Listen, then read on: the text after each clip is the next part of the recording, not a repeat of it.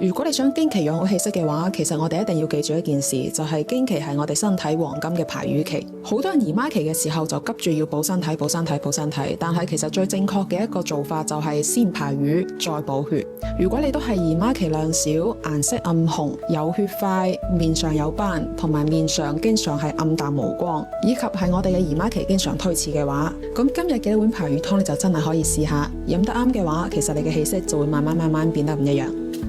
首先準備蘋果1個，玫瑰花1朵，如果用嘅係松柏玫瑰就放6朵，紅糖液體或者係塊狀都得嘅，龍眼乾5個，我哋將佢去殼，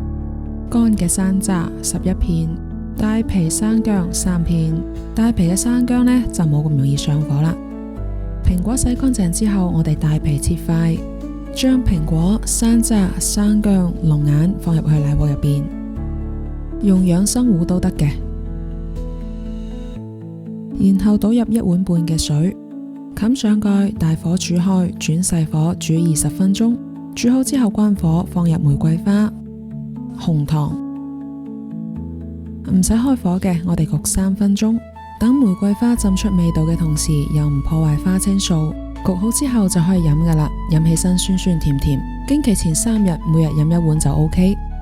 好啦，今日就到呢度，我哋下期見。